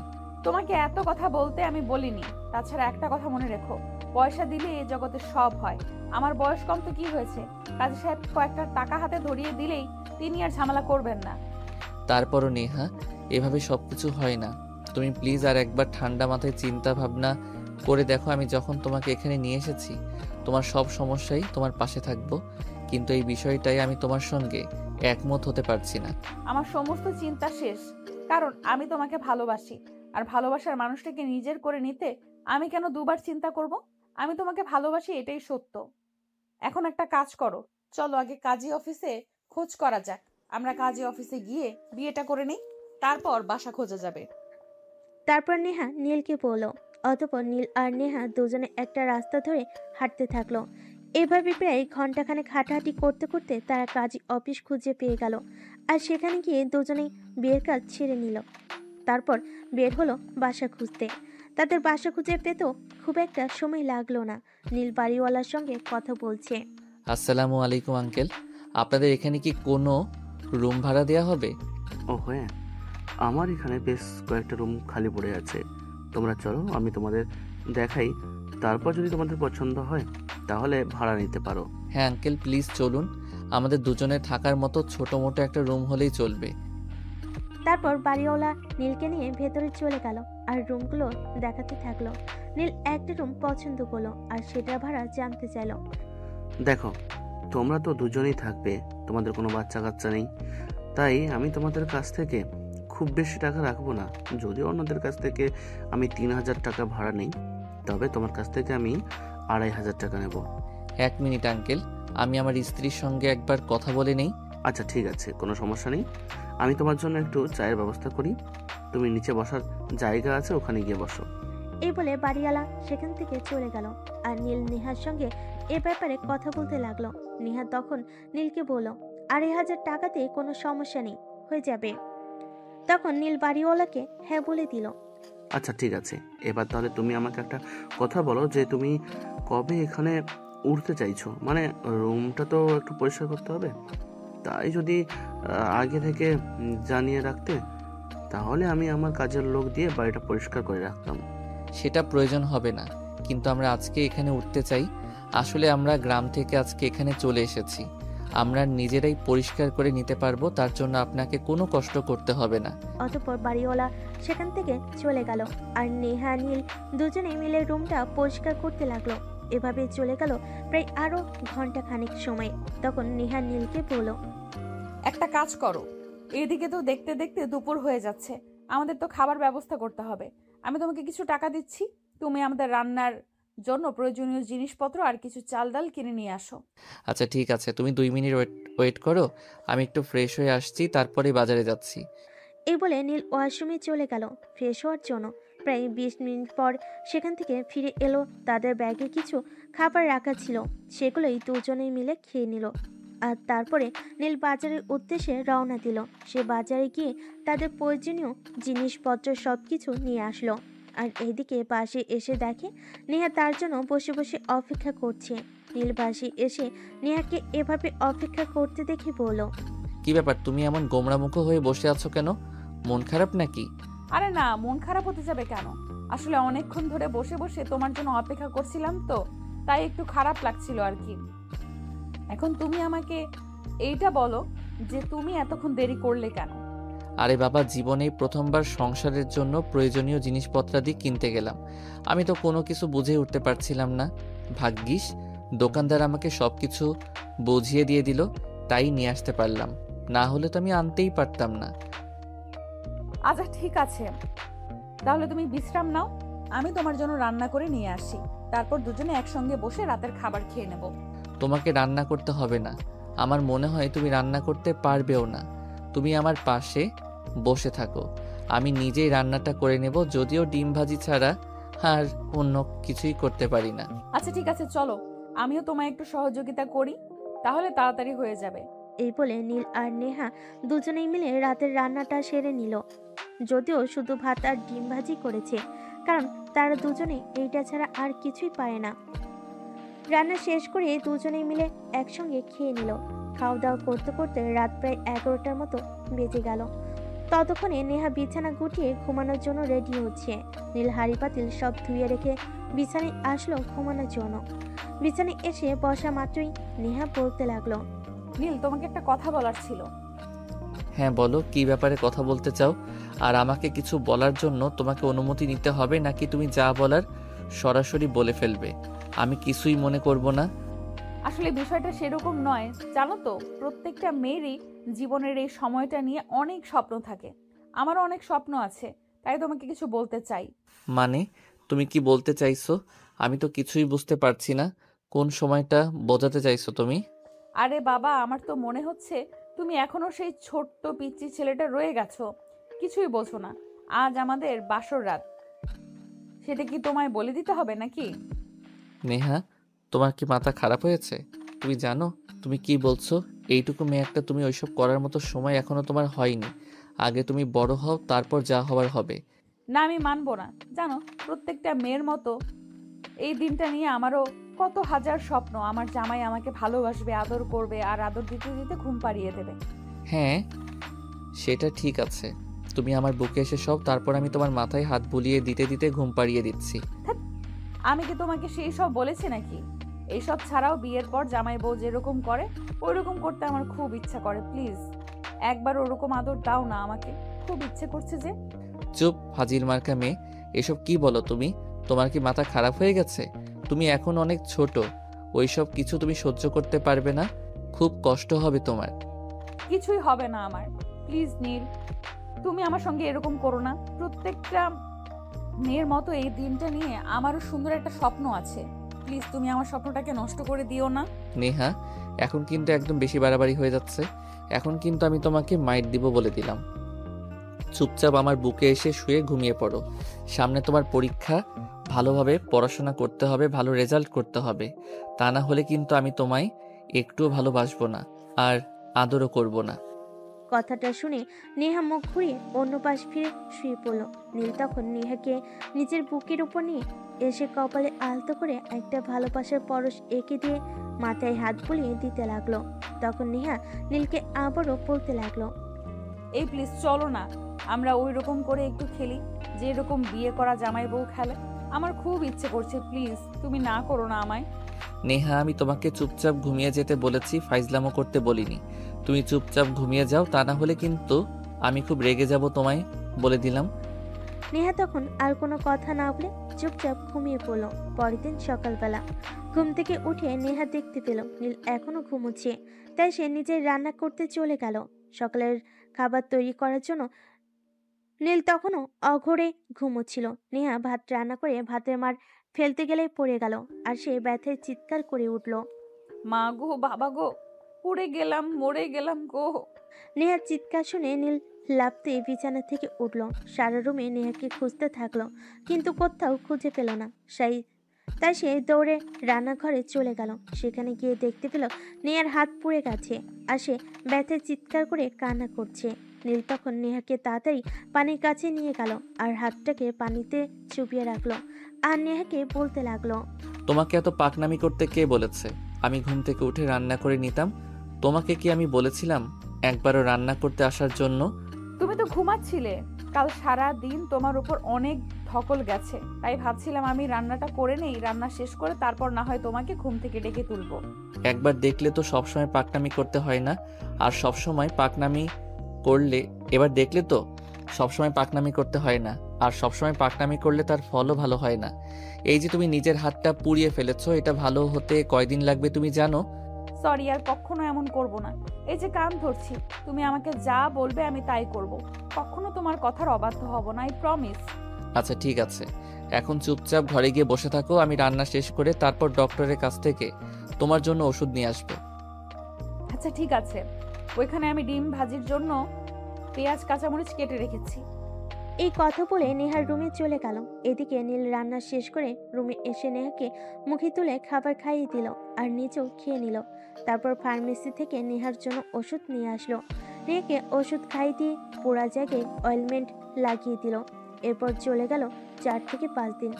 এখন নেহার হাত মোটামুটি ভালো হয়ে গেছে। সেদিন নীল নেহাকে বলল, নেহা, আমি ভাবছি তোমাকে এখানকার একটা স্কুলে ভর্তি করিয়ে দিব, আর আমি নিজেও ভর্তি হব। হ্যাঁ, সেটা একদম তুমি ঠিক কথাই বলেছো। যদি আমি নিজেও মনে মনে সেটাই চিন্তা করছিলাম, কারণ পড়াশোনাটা তো নষ্ট করলে চলবে না, আমাদের পড়াশোনাটাকে চালিয়ে যেতে হবে। তাছাড়া তুমি তো একটা পর্যায়ে প্রায় চলে এসেছো, এখন তো আর কোনোভাবেই পড়াশোনা বন্ধ করা উচিত নয়। হ্যাঁ, সেটাই চিন্তা করছিলাম। আর আমি বাড়িওয়ালা আঙ্কেলের সঙ্গে কথা বলেছি। উনি আমাকে বলেছেন আগামীকাল উনারে স্থানীয় হাই স্কুলে প্রিন্সিপালের সঙ্গে আমাকে দেখা করাতে নিয়ে যাবেন। আচ্ছা ঠিক আছে, তাহলে তুমি তাই করো। আর হ্যাঁ, তোমার ভর্তির ব্যাপারেও কথা বলে এসো। অতঃপর পরের দিন সকালবেলা নীল বাড়িওয়ালাকে নিয়ে স্থানীয় হাই স্কুলের প্রিন্সিপালের সঙ্গে কথা বলতে চলে গেল, এবং কথা বলা শেষ করে নেহাকে ভর্তি করিয়ে বাসায় চলে আসলো। বাসায় আসতেই নেহা নীলকে বলল, কি ব্যাপার, কি হলো? কোনো ব্যবস্থা করতে পেরেছো? হ্যাঁ, তোমাকে ভর্তি করিয়ে দিয়ে এসেছি। আগামীকাল সকালে আমি তোমাকে স্কুলে পৌঁছে যাব, আর তারপর আমি আমার ভর্তির জন্য ব্যবস্থা করব। এরপর নীল সকালবেলা নেহাকে স্কুলে পৌঁছে দিল, আর তারপর সে নিজের ভর্তির জন্য খোঁজ করতে থাকলো। এভাবে চলে গেল আরো 2 দিন। নীল ভার্সিটিতে ভর্তি হয়েছে। সে প্রতিদিন সকালবেলা ঘুম থেকে উঠে রান্না করে তারপর দুজনে একসঙ্গে খাওয়া দাওয়া করে আর নেহাকে স্কুলে পৌঁছে দিয়ে সে ভার্সিটিতে যায়। তারপর আবার ভার্সিটি ছুটি হলে নেহাকে স্কুল থেকে নিয়ে তারপর সে বাসায় ফিরে আসে। এভাবেই চলছিল তাদের দিনকাল। এদিকে নেহার নিয়ে আসা টাকাগুলো প্রায় শেষের পথে। তাই সেদিন নীল নেহাকে বলে, নেহা, তুমি যে টাকা পয়সা নিয়ে এসেছিলে সেগুলো তো প্রায় শেষের পথে। আমি বলছি কি, এখন আমি কিছু একটা কাজের ব্যবস্থা করি, তা না হলে তো চলবে না। হ্যাঁ, সেটা তুমি একদম ঠিক কথাই বলেছো, কিন্তু এই মুহূর্তে তুমি কি কাজ করবে? তুমি তো কোনো কাজ করতেই পারো না, বাসায় তো কোনো কাজই করতে না, তাহলে কি করবে তুমি? হ্যাঁ, সেটা ঠিক আছে, কিন্তু তাই বলে এভাবে হাত পা গুটিয়ে বসে থাকলে চলবে নাকি? আমরা দুজনে এখন স্বামী স্ত্রী। আমার কর্তব্য তোমার দায়িত্ব নেওয়া। এতদিন ধরে তোমার পয়সায় বসে বসে খাচ্ছি, সেইটাই তো অনেক। এবার তো আমার কর্তব্য আমাকে বুঝে নিতেই হবে। কিন্তু কি করবে তুমি? আসলে আমি গতকাল বাড়িওয়ালা আঙ্কেলের সঙ্গে এই ব্যাপারে কথা বলেছিলাম। উনি আমাকে বলেছেন ওনার পরিচিত একজন আছে যে কিনা অটো রিক্সা ভাড়া দেয়। বাড়িওয়ালা আঙ্কেল আমাকে বলেছেন ওনার সঙ্গে কথা বলে আমাকে একটা রিক্সা চালানোর ব্যবস্থা করে দেবেন। নীলের এই কথা শোনা মাত্রই নেহার চোখ বেয়ে জল পড়তে থাকলো। নেহা কান্না করছে এটা দেখে নীল বলল, আরে নেহা, কি ব্যাপার, কি হয়েছে তোমার? তুমি এভাবে কান্না করছো কেন? তোমাকে এভাবে কান্না করতে দেখলে আমার অনেক কষ্ট লাগে, সেটা কি তুমি জানো না? হ্যাঁ, কিন্তু আসলে আমার খুব কষ্ট লাগছে এইটা চিন্তা করে যে আমার জন্য তোমাকে অনেকটা সমস্যায় পড়ে যেতে হলো। তুমি তো খুব ভালো ফ্যামিলিতেই বড় হচ্ছিলে, সেখান থেকে আমি তোমাকে জোর করে ঝামেলায় ফেলে দিলাম, আর তার জন্য তোমাকে অনেক কষ্ট করতে হচ্ছে, তাই না? দূর পাগলে, এইভাবে বলতে হয় না। আমরা দুজনেই দুজনকে খুব ভালোবাসি, আর আমাদের ভালোবাসাকে স্বীকৃতি দিতে দুজনে মিলে সিদ্ধান্ত নিয়ে এটা করেছি। এখানে তোমার বা আমার কারোরই একার কোনো দোষ নেই। যা করেছি দুজনে মিলে মিশে করেছি, তাই তুমি নিজেকে কখনোই দোষারোপ করবে না। আই লাভ ইউ নীল। সত্যি আমি তোমাকে অনেক ভালোবাসি। তোমাকে ছাড়া আমি কোনোদিনও বেঁচে থাকতে পারবো না। লাভ ইউ টু পাগলি। আমিও সত্যি তোমাকে অনেক অনেক বেশি ভালোবাসি। তুমি ছাড়া আমার জীবনটা হয়তো অসম্পূর্ণই থেকে যেত। নিজের ভালোবাসাকে স্বীকৃতি দিতে গিয়ে একটুকু কষ্ট যদি করতে হয় তা না হয় করব, কিন্তু যদি ভালোবাসাটা হারিয়ে ফেলতাম তাহলে তো কোনোদিনই নিজের ভালোবাসাকে ফিরে পেতাম না। এই বলে দুজন দুজনকে জড়িয়ে ধরে কান্না করতে থাকে। নীল নেহাকে অনেক করে সান্ত্বনা দিয়ে কান্না বন্ধ করায়। আর তারপরের দিন সকালবেলা ঘুম থেকে উঠে রান্না বান্না করে দুজনে একসঙ্গে খাওয়া দাওয়া করে নীল নেহাকে স্কুলে পৌঁছে দেয়। তারপর বাসে এসে বাড়িওয়ালাকে নিয়ে এসে ওই জায়গায় চলে যায় আর সেখান থেকে একটা অটোরিকশা ভাড়া করে নেয়। তারপর সারাদিন রিক্সা চালায় আর তার ক্লাসের একটা ছেলের কাছ থেকে সে ক্লাসের নোটগুলো নিত আর রাতে পড়াশোনা করত।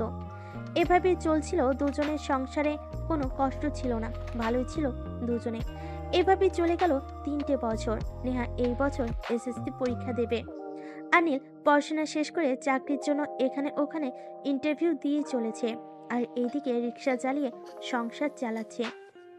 দুজনের সংসারে ভালোবাসার আর কোনো অভাব ছিল না, কিন্তু সেই ভালোবাসাটা বেশি দিন টিকলো না। একদিন দুপুরবেলা নেহার স্কুল একটু আগেভাগে ছুটি দিয়ে দেয়, যেটা নীল জানতো না। সে রিক্সা চালিয়ে একজন প্যাসেঞ্জার নিয়ে এক জায়গায় যাচ্ছিল।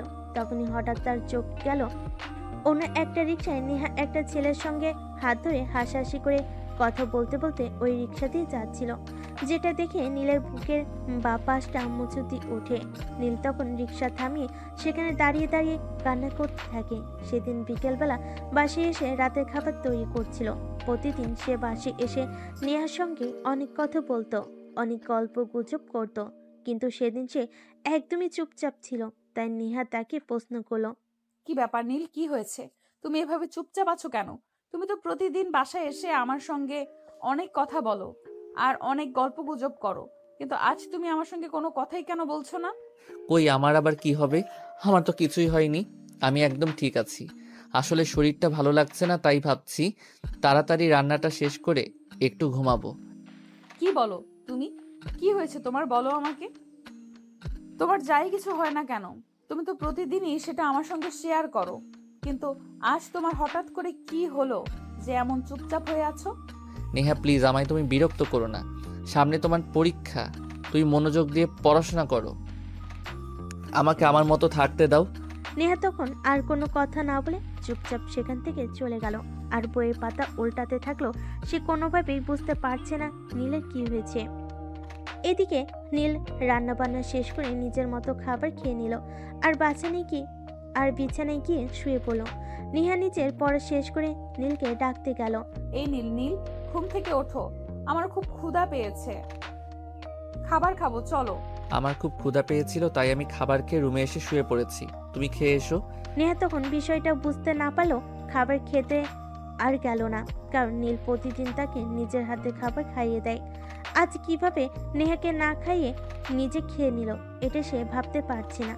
তাই আর খাবার না খেয়ে বিছানায় শুয়ে ঘুমিয়ে পড়ল। অন্যদিন হলে নীল নেহাকে বিছানা থেকে টেনে তুলে খাবার খাইয়ে দিত, কিন্তু আজ নীলের কি হলো?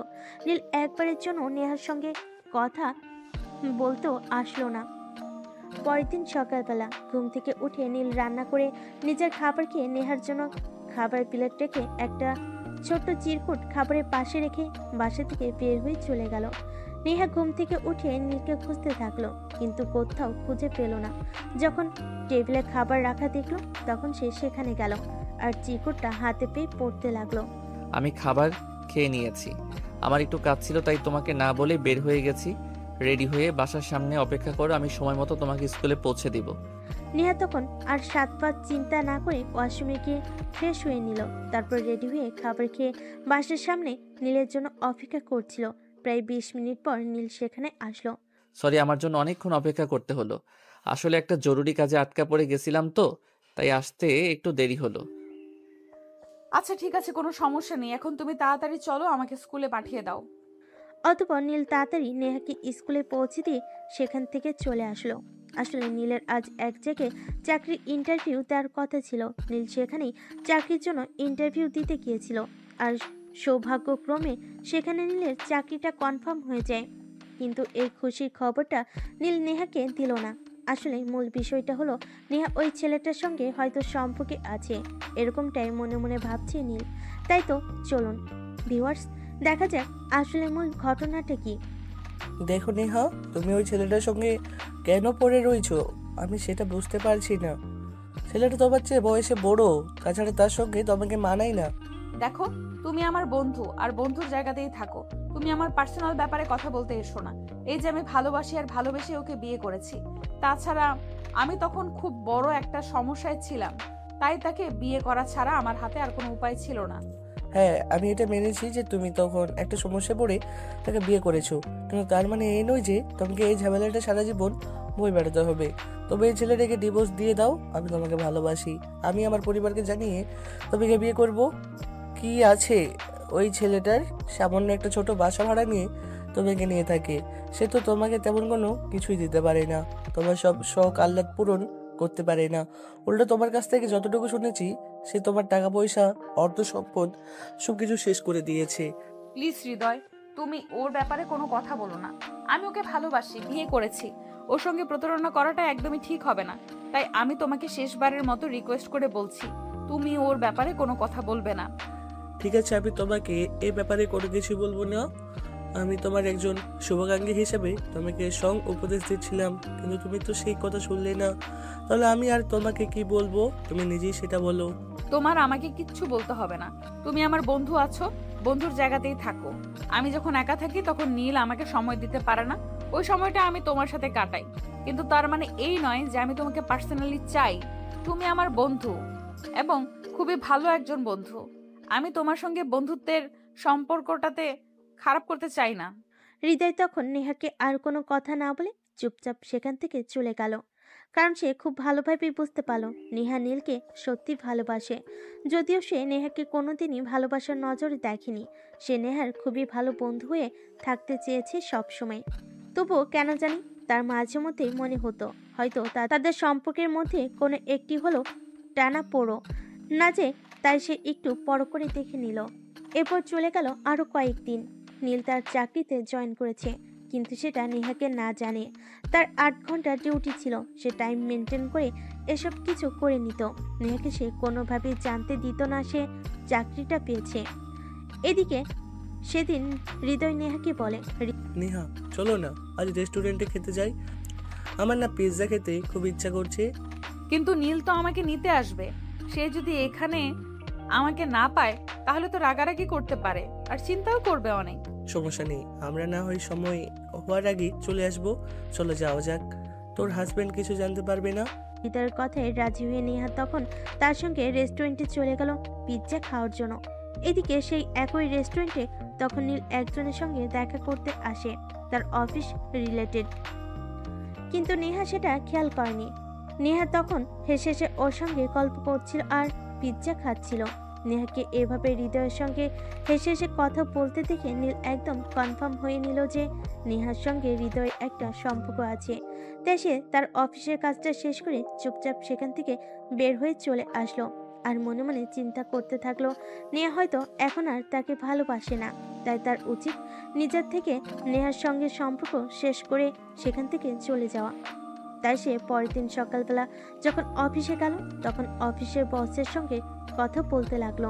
বস, আমাদের কোম্পানিতে তো অফিস স্টাফদের কোয়ার্টারে থাকতে দেওয়া হয়, তাই আমিও ভাবছি অফিস কোয়ার্টারেই থাকবো। এই ব্যাপার, আচ্ছা ঠিক আছে, কোনো সমস্যা নেই। তুমি কবে থেকে থাকতে চাও সেটা আমায় জানিয়ে দিও, আমি সব কিছু ব্যবস্থা করে দিব।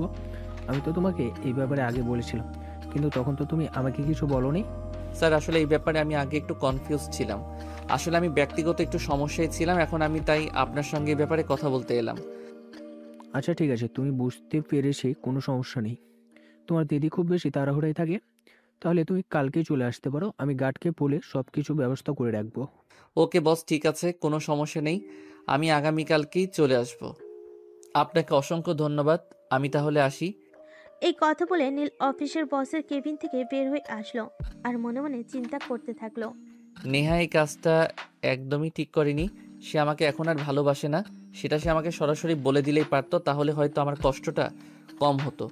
কিন্তু সে এখন যেটা করছে সেটা খুবই খারাপ একটা কাজ। আমি নিজের থেকেই নেহাকে ডিভোর্স দিয়ে দেবো, আর এই ব্যাপারে আজকেই অ্যাডভোকেটের সঙ্গে কথা বলবো এবং যত দ্রুত সম্ভব সব কিছুর ব্যবস্থা করে ফেলবো। সেদিন বিকেলবেলা নীল বাসি এসে চুপচাপ বারান্দায় বসে আছে। এটা দেখে নেহা তাকে আর কিছুই বলো না, নিজের রান্নাঘরে চলে গেল আর রান্না শেষ করে নিল। তখন মোটামুটি রান্না শিখেছে ইউটিউব থেকে, তাই মাঝে মধ্যে নীলকে তার পছন্দের খাবারগুলো বানিয়ে খাওয়ায়। রান্না শেষ করে নেহা নিজেই টেবিলে খাবারগুলো সাজিয়ে রাখলো আর নীলের পাশে গিয়ে বসলো। নীল, কি হয়েছে তোমার? তুমি প্লিজ একটু বলবে আমাকে? আমি কিন্তু তোমার এসব অবহেলা আর মেনে নিতে পারছি না, আমার খুব কষ্ট হচ্ছে। প্লিজ তুমি আমাকে বলো তোমার কি হয়েছে, তা না হলে কিন্তু আমি উল্টো কিছু একটা করে ফেলবো, বলে দিলাম তোমায়। কই, একদম না, আমার কিছুই হয়নি। আসলে আমি এটাই চিন্তা করছি যে আমি তোমাকে নিয়ে এসে খুব একটা ঝামেলায় ফেলে দিলাম, কারণ তুমি তো আবার একমাত্র আদরের রাজকন্যা ছিলে, কিন্তু এখানে এসে তুমি তো কোনো কিছুই পারতেছো না, উল্টো তোমাকে সব কিছুরই অভাবের মধ্যে সময় কাটাতে হচ্ছে। আমি বুঝতে পারছি না তোমার কি হয়েছে, তুমি কেন আমার সঙ্গে এরকম করছো? প্লিজ কিছু একটা আমাকে বলো, আমি আর এগুলো মেনে নিতে পারছি না। বললাম তো আমার কিছুই হয়নি, তুমি প্লিজ এখান থেকে যাও আর আমাকে একটু একা থাকতে দাও, আমার ভালো লাগছে না। আচ্ছা ঠিক আছে, কোনো সমস্যা নেই, আমি তোমাকে কোনো বিরক্ত করব না, কিন্তু প্লিজ এখন খাবার টেবিলে চলো, আমি তোমার জন্য নিজের হাতে খাবার বানিয়েছি, দুজন একসঙ্গে বসে খাবার খাবো, প্লিজ চলো। নীল তখন আর কোনো কথা না বলে চুপচাপ নেহার সঙ্গে চলে গেল। তার মনে মনে ভাবতে থাকলো, আজকেই তো শেষ, আর তো কোনোদিন পাবে না আমায়। তারপর দুজনে মিলে রাতের খাবারটা খেয়ে নিল আর নেহা সবকিছু গুছিয়ে রেখে বিছানায় এসে শুয়ে পড়ল। অপরদিকে নীল অনেকক্ষণ আগেই বিছানায় এসে শুয়ে পড়েছে, যদিও ঘুমায়নি, তবে ঘুমের ভান করে শুয়ে আছে। তাই নেহা আর তাকে কিছুই বলল না, চুপচাপ শুয়ে ঘুমিয়ে পড়ল। এদিকে নীল শুধু দীর্ঘশ্বাস ফেলছে আর মনে মনে ভাবছে, কেন এরকমটা করলাম, যার জন্য সবকিছু ছেড়ে এত দূরে চলে আসলাম, আর এখন সেই কিনা পরপুরুষে আসক্ত হয়ে গেল। আসলে মেয়েরা হয়তো এরকমই হয়। এগুলো চিন্তা করতে করতে সারাটা রাত কেটে গেল। সারা রাত নীল আর নিজের চোখ দুটো একত্র করতে পারল না। দেখতে দেখতে ফজরের আজান দিয়ে দিল। নীল বিছানা ছেড়ে উঠল আর নিজের সমস্ত জিনিসপত্র গুছিয়ে নিল। নেহা তখনও ঘুমাচ্ছিল। নেহার এত সকালে ঘুম থেকে ওঠার অভ্যাস নেই, সে প্রতিদিন সকাল 8টা থেকে 9টার মধ্যে ঘুম থেকে ওঠে। তাই নীল এসব কিছু করছিল সে ঘুণাক্ষেরও টের পেল না। নিজের সমস্ত জিনিসপত্র গুছিয়ে নিয়ে নীল একটা ছোট্ট চিরকুট লিখে সেটা নাস্তার টেবিলের উপর রেখে সেখান থেকে বের হয়ে সোজা অফিসের উদ্দেশ্যে রওনা দিল। অপরদিকে নেহা ঘুম থেকে উঠল 8টার দিকে আর ঘুম থেকে উঠে এসে নীলকে খুঁজতে লাগলো, কিন্তু পুরো বাসা খুঁজেও কোথাও নীলকে খুঁজে পেল না। তখন সে হয়রান হয়ে চেয়ার এসে বসলো আর তখনই তার চোখ পড়ল টেবিলের উপর রাখা সেই ছোট্ট চিরকুটটায়। নেহা সেটা খুলে পড়তে লাগলো। আমাকে ক্ষমা করে দাও প্রিয়সী, আমি তোমাকে ভালো রাখতে পারিনি, সেই জন্য তুমি তো ভালো থাকবে বলে আমার হাত ধরে বাড়ি ছেড়েছিলে, কিন্তু আমি কি আদৌ তোমায় ভালো রাখতে পেরেছি? তোমার জন্য আমিও আমার বাবা মা আত্মীয় স্বজনের কথা একবারও চিন্তা করিনি, কিন্তু সেই তুমি কিনা পরপুরুষের মত্ত হলে। ঠিক আছে, কোনো সমস্যা নেই, তুমি ভালো থেকো সেই মানুষটাকে নিয়ে, যেই মানুষটার জন্য তুমি আমায় অবহেলা করলে। কিন্তু বিশ্বাস করো প্রেয়সী, আমি তোমাকে কোনোদিনই ভুলতে পারবো না, আর কোনোদিন অভিশাপ দেব না, কারণ তুমি আমার প্রথম আর শেষ ভালোবাসা। তোমাকে ভালোবেসেছিলাম বলেই সবকিছু ছেড়ে এত দূর চলে এসেছিলাম, ভেবেছিলাম তুমি আমায় ভালোবাসবে আর আমার ভালোবাসায় ভালো থাকবে, কিন্তু সেটার হলো কই? সেটা তো আমি নিজের চোখে দেখতে পেলাম সেদিন রেস্টুরেন্টে, তুমি যখন তোমার বয়ফ্রেন্ডের সঙ্গে হেসে হেসে কথা বলছিলে আর খাবার খাচ্ছিলে। মাফ করে দিও আমাকে, নিজের অজান্তে যতগুলো কষ্ট দিয়েছি তোমাকে। যাই হোক, সবশেষে এটাই বলবো, তুমি ভালো থেকো, অনেক অনেক শুভকামনা রইল তোমার জন্য। চিরকুট পরে নেহা চিৎকার করে কাঁদছে। নীল কিভাবে তাকে এতটা ভুল বুঝতে পারলো? নীল তো কখনোই এমন ছিল না। নীল তো সর্বদা নেহাকে বুঝতো আর বুঝতো ভালোবাসতো বলেই তো নেহা দুবার চিন্তা না করে নীলের হাত ধরে বাড়ি থেকে বের হয়ে পড়েছিল। কিন্তু সেই দিন নীল নেহাকে ভুল বুঝে মিথ্যা অপবাদ দিয়ে নেহাকে ফেলে রেখে চলে গেছে। কিন্তু নীল কোথায় গেছে এমনটাই চিন্তা করছে চেয়ারে বসে বসে। নেহা এদিকে কখন যে সকাল গড়িয়ে দুপুর, আর দুপুর গড়িয়ে বিকেল হয়ে গেল সেই দিকে তার কোনো খেয়াল থাকলো না। এদিকে হৃদয় স্কুলে এসে নেহাকে দেখতে পেল না। নেহার নাম্বারে কয়েকবার ফোন দিল, নেহা ফোন তুলছে না। হৃদয় মনে মনে ভাবলো নেহার হয়তো কোনো বিপদ হয়েছে, তাই স্কুলের অন্য বন্ধুদের কাছ থেকে খোঁজ নিয়ে সোজা নেহার বাসায় চলে আসলো। দরজা নক করার পর নেহা দরজা খুলল, আর দরজা খুলেই হৃদয়কে দেখে সে ঠাস ঠাস করে কয়েকটা চর বসিয়ে দিল হৃদয়ের গালে। হৃদয় তো একদম হতবাক হয়ে নেহার দিকে তাকিয়ে আছে। নেহা কেন এরকমটা করছে সে তো সেটাই বুঝতে পারছে না। সে অবাকের চূড়ান্ত সীমানায় পৌঁছে গিয়ে নেহাকে জিজ্ঞাসা করলো, কি রে নেহা, কি হয়েছে তোর? প্লিজ খুলে বল আমাকে। আর তুই আমার গায়ে হাত তুললি কেন সেটাও তো বুঝতে পারছি না। এই দেখো, তোমার জন্য আমার সবকিছু হারিয়ে গেছে। এই দেখ, তোর জন্য আমার সবকিছু হারিয়ে গেছে। তোকে তো আমি বলেছিলাম তুই বন্ধু আছিস, বন্ধুর জায়গায় থাক। প্লিজ উল্টাপাল্টা কিছু করিস না, যাতে আমার ভালোবাসার মানুষটা আমাকে ভুল বোঝে। কিন্তু তুই সেটাই করেছিস, আর তোর জন্যই নীল আমাকে ছেড়ে গেছে। নেহার হাত থেকে চিরকুটটা নিয়ে পড়তে থাকলো হৃদয়। পরে শেষ করে সে নিজের মাথায় হাত দিয়ে বসে পড়ল। সে কোনোভাবেই বুঝতে পারছে না নীল শিক্ষিত আর জ্ঞানী একটা ছেলে হয়ে কিভাবে এতটা অবুঝ কাজ করতে পারলো। কিন্তু এখন নীল কোথায় আছে আর কিভাবে এবার তাকে খুঁজে পারবে সেটাই দুজনে ভেবে পাচ্ছে না। কারণ এত বড় ঢাকা শহরে এখানে কোনো মানুষকে খোঁজা এতটাও সহজ কাজ নয়। তারপরও হৃদয় নেহাকে সান্ত্বনা দেওয়ার জন্য বলল, প্লিজ নেহা, তুই কোনো চিন্তা করিস না, আল্লাহর উপর একটু ভরসা রাখ। আমি জানি নীল ভাইয়া তোকে সত্যি অনেক বেশি ভালোবাসে। হয়তো সেদিন আমরা যখন রেস্টুরেন্টে গিয়েছিলাম সেদিন তিনি আড়াল থেকে আমাদের দেখেছিল, তাই হয়তো ভুল বুঝেছেন। কিন্তু আল্লাহর উপর ভরসা রাখ, আল্লাহ সত্যবাদীদের সবসময় পুরস্কৃত করে থাকেন। তোদের ভালোবাসা সত্য, তোদের ভালোবাসা কখনো হারিয়ে যাওয়ার নয়। তাই তুই আল্লাহর উপর ভরসা রাখ, নিশ্চয়ই নীল ভাইয়া তোর জীবনে আবারও ফিরে আসবে। কি করে ফিরে আসবে সেটা তুই আমাকে বল। আমরা কি আর তার কোনো ঠিকানা জানি নাকি অন্য কিছু? বাড়িতে সে ফিরে যাবে না সেটা আমি 100% শিওর, কিন্তু সে কোথায় গেল? প্লিজ তুই নিজেকে শান্ত কর, আর কোনো চিন্তা করিস না। আমি সবসময় তোর পাশে আছি। সমস্ত বিপদ আপদ আমি তোর ছায়া হয়ে পাশে থাকবো। যতদিন পর্যন্ত নীল ভাইয়াকে আমরা খুঁজে না পাচ্ছি ততদিন পর্যন্ত তোর সমস্ত দায়িত্ব আমার। কিন্তু নেহা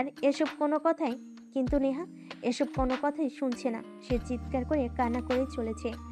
কেন এরকমটা হতে হলো? সে তো নীলকে সত্যি ভালোবাসে, তাহলে নীল কেন তাকে ভুল বুঝলো?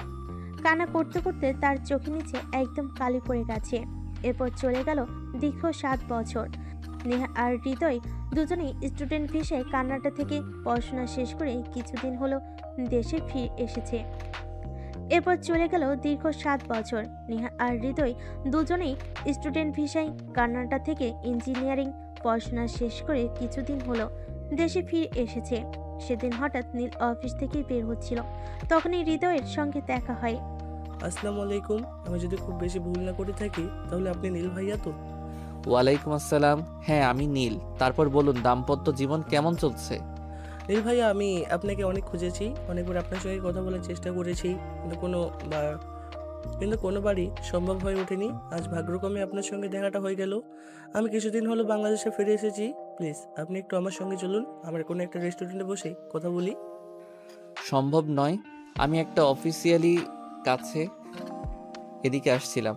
এখন আমার সময় নেই, আমি আপনার সঙ্গে বসে কথা বলতে পারবো না। যাই হোক, আপনার মিসেসকে দেখছি না যে উনি নাকি এখনো দেশের বাইরে রয়েছেন নাকি? নীল তখন আর কোনো কথা না বলে হৃদয়ের সঙ্গে রেস্টুরেন্টে কথা বলতে চলে গেল। হৃদয় নীলকে সবকিছু খুলে বলল, আর সব কথা শুনে নীল তো একদম কান্না করে দিয়েছে। এটা তুমি কি বলছো? আমি তো নিজের চোখ আর নিজের কানকেই বিশ্বাস করতে পারছি না। আমি তোমাদেরকে ফলো করতাম সেদিন যখন তোমরা পার্কে বসে কথা বলছিলে, সেদিনও আমি তোমাদের দেখেছি। আর যেদিন তোমার রেস্টুরেন্টে বসে কথা বলছিলে সেদিন আমি তোমাদের দেখেছি। তাই আমার মনে একটু সন্দেহ উদিত হয়েছিল। তাই তো আমি আমার ভালোবাসার পাখিটাকে ছেড়ে এত দূরে চলে গিয়েছিলাম। হ্যাঁ ভাইয়া, সেদিন আপনার চলে যাওয়াতে নেহা অনেক কষ্ট পেয়েছিল। সে তো প্রায় মাঝখানে খাওয়া দাওয়া বন্ধ করে দিয়েছিল। আমি অনেক কষ্ট করে তাকে সেই ডিপ্রেশন থেকে ফিরিয়ে এনেছিলাম। তারপর থেকেও সমস্ত দায়িত্ব আমি নিজে নিয়েছিলাম, কারণ এই শহরে তো তার আপন বলতে কেউ ছিল না। আর তার চাকরি করার মতো সেরকম বয়স হয়নি যে সে কোথাও গিয়ে চাকরি করবে। তাছাড়া আপনি তো জানেন আমার ফ্যামিলির আর্থিক অবস্থা খুবই ভালো ছিল। তাই তার দায়িত্ব নেওয়াটা আমার জন্য খুব একটা কষ্টকর হয়ে ওঠেনি। আচ্ছা ঠিক আছে, সেই সব কথা এখন বাদ দাও। আগে তুমি আমাকে এইটা বলো যে নেহা এখন কোথায় আছে। আমি এখনই নেহার সঙ্গে দেখা করতে চাই আর তার কাছে ক্ষমা চাইতে চাই। আমি জানি না সে কোনোদিনও আমাকে ক্ষমা করতে পারবে কিনা, কিন্তু তারপরও আমার মনে হয় একবার তার সঙ্গে দেখা করে ক্ষমা চেয়ে নেওয়া উচিত। হ্যাঁ, এটা একদম আপনি ঠিক কথাই বলেছেন। আপনার এখনই নেহার সঙ্গে একবার দেখা করা উচিত। আপনি আমার সঙ্গে চলুন, আমি আপনাকে নেহার কাছে নিয়ে যাচ্ছি। এই কথা বলে হৃদয় নীলকে নিয়ে নেহার কাছে চলে গেল। দরজার কলিং বেল চাপ দিয়ে হৃদয় একটু দূরে সরে গেল আর নীলকে দরজার সামনে দাঁড় করিয়ে রাখলো। কিছুক্ষণ পর নেহা এসে দরজা খুলল আর দরজার সামনে নীলকে দেখে সে বলল, তুমি এখানে কি করে এসেছো আর আমার ঠিকানা কোথায় পেলে? প্লিজ নেহা, তুমি আমাকে ক্ষমা করে দাও। সেদিন আমি তোমাকে ভুল বুঝেছিলাম, তার জন্য আই এম সরি। প্লিজ তুমি আমাকে ক্ষমা করে দাও। তুমি কেন ক্ষমা চাইছো আমার কাছে? ভুল তো আমার, কারণ আমি তোমাকে সঠিক জিনিসটা বোঝাতে পারিনি। তুমি নিজের চোখে যেটা দেখেছো সেটাই বিশ্বাস করেছো। আসলে মূল সত্যটা কি সেটা একবারও জানতে চাইনি। জানো, তুমি চলে যাওয়ার পর আমি তোমাকে কত জায়গায় খুঁজেছি, কিন্তু কোথাও খুঁজে পাইনি। হ্যাঁ, আমি সেই সব কথা হৃদয়ের কাছ থেকে সবকিছু শুনেছি। প্লিজ তুমি আমাকে এইবারে শেষবারের মতো ক্ষমা করে দাও। আর কখনো আমি এমন করব না। কখনো যদি কোনো কিছু আমার চোখের সামনে পড়ে তাহলে অবশ্যই আমি সবার আগে তোমাকে জিজ্ঞাসা করব আর তারপর সেটা নিয়ে ডিসকাশন করব। নেহা, তুই তো নীল ভাইকে খুবই ভালোবাসিস, তাই আমি বলছি প্লিজ একবারের মতো মাফ করে দেখ। নীল ভাই এখনো তোকে ঠিক ততটাই ভালোবাসি যতটা আগে বাসতো। তাই প্লিজ তাকে ক্ষমা করে দেখ। তুমি আমাকে ক্ষমা করে দাও। ওকে ছাড়া প্রতিটা দিন, প্রতিটা ঘন্টা, প্রতিটা মিনিট, প্রতিটা সেকেন্ড আমি যে নরক যন্ত্রণায় ভোগ করেছি সেটা শুধুমাত্র আমি জানি। আমি নিজেকে আর কষ্ট দিতে চাই না। প্লিজ তুমি তোমার মতো, প্লিজ তুমি আমাকে ক্ষমা করে দাও আর তোমার ভালোবাসায় কাছে টেনে নিও। মানলাম আজ তুমি আমাকে আবারও ভালোবেসে কাছে টেনে নিলে, কিন্তু দুদিন পর যখন তুমি আবারও এমন কিছু দেখতে পাও তাহলে তো আবার আমাকে ভুল বুঝে ছেড়ে চলে যাবে। তখন তো আমি আর কোনোভাবেই নিজেকে সামলাতে পারবো না। তখন কি হবে আমার, সেটা একবার চিন্তা করে দেখেছো? না, কখনো এমন হবে না। এই যে আমি তোমাকে যে প্রমিস করে বলছি, আর কখনো আমি তোমাকে ভুল বুঝবো না। আমি সত্যি তোমাকে ভালোবাসি আর ভালোবেসে সারা জীবন নিজের ভালোবাসায় বেঁধে রাখবো। নেহা নীলের বুকের সঙ্গে নিজেকে মিশিয়ে নিল আর নীলকে বলল, যদি সত্যি আমাকে ভালোবাসো তাহলে এতদিন এতটা কষ্ট কেন আমাকে দিলে? জানো কতটা কষ্ট পেয়েছি আমি? কষ্ট শুধু তুমি একা পেয়েছো যে এমনটা কিন্তু নয়। কষ্ট কিন্তু আমি নিজেও পেয়েছি, কারণ আমি তোমাকে সত্যি ভালোবাসতাম। তুমি আমাকে ছেড়ে অন্য কাউকে ভালোবাসছো, এরকম চিন্তাটা যখনই করতাম তখন বুকের ভিতরটা হাহাকার করে উঠতো। আমি কোনোভাবেই সেটা মেনে নিতে পারতাম না। আমার খুব কষ্ট হতো, তাই আড়ালে চলে যেতে চেয়েছিলাম, যেখানে তোমাকে অন্য একজনের সঙ্গে দেখতে হতো না। তাই আমি এরকমটা করেছিলাম। তবে এই যে আজ তোমাকে কথা দিলাম আর কখনোই তোমাকে ভুল বুঝবো না। আচ্ছা ঠিক আছে, এবার আপনাদের ড্রামা বন্ধ করুন। আর নেই ভাইয়া, আপনি আজ এখনই থেকে যান। আগামীকাল নেহাকে নিয়ে আপনার বাসায় উঠবেন। আমি আর কতদিন আপনার বউয়ের দায়িত্ব নিয়ে রাখবো? আপনার বউকে এবার আপনি নিজের হেফাজতে নিয়ে যান। নেহা চাইলে নেহাকে আজকেই আমি আমার বাসায় নিয়ে যেতে পারি। না, সেটার কোনো প্রয়োজন হবে না। আজ তুমি এখানেই থেকে যাও, আর আগামী কালকেই আমরা সব কিছু গুছিয়ে নিয়ে একেবারে চলে যাব। অতঃপর তারা তিনজন মিলে রাতে খাওয়া দাওয়া করে ড্রয়িং রুমে বসে বেশ কিছুক্ষণ গল্পগুজব হলো আর তারপর ঘুমিয়ে পড়ল। পরের দিন বিকেলবেলা নেহা সব কিছু গুছিয়ে নীল আর তারপর হৃদয়ের কাছ থেকে বিদায় নিয়ে নীলকে নিয়ে নীলের বাসার উদ্দেশ্যে রওনা দিল। প্রায় 20 মিনিটের মতো সময় লাগলো নীলের বাসে এসে পৌঁছাতে। নীল বাসে প্রবেশ করে নেহাকে সবকিছু ঘুরে ঘুরে দেখাতে লাগলো আর প্রশ্ন করলো, বাসাটা কেমন হয়েছে বলো? আমি সব সময় সবকিছুতে তোমার ধোয়া রাখতে চেয়েছি, তাই তোমার পছন্দের সব জিনিস দিয়ে এই বাসাটা সাজিয়েছি, কারণ আমি তো তোমায় ভালোবাসি। তুমি না থাকলেও তোমার ভালোবাসাগুলো নিয়ে বেঁচে থাকতাম। হয়েছে হয়েছে, এখন আর পাম দেওয়ার কোনো প্রয়োজন নেই। যদি সত্যি আমাকে ভালোবাসতে তাহলে এতদিন আমাকে এতটা কষ্ট দিতে পারতে না। সরি মাই ডিয়ার, আমি তো বললাম আমার ভুল হয়ে গেছে, আর কখনো এমন করব না। আমাকে এইবারে শেষবারের মতো ক্ষমা করে দাও, আর কখনো তোমায় ভুল বুঝবো না। এই যে কান ধরে বলছি। আচ্ছা বাবা, ঠিক আছে, কোনো সমস্যা নেই। এবার আমাকে বেডরুমে নিয়ে চলো। শরীরটা একটু খারাপ লাগছে, আমি বিশ্রাম নেব। তারপর আজ আমি নিজের হাতে তোমার জন্য তোমার পছন্দের সমস্ত খাবার রান্না করব। তুমি বাজার সদাই যা লাগবে সব নিয়ে এসো। ঠিক আছে মহারানী, কোনো সমস্যা নেই। আপনি অপেক্ষা করুন, আমি সব কিছু রেডি করে আপনার চোখের সামনে হাজির করছি।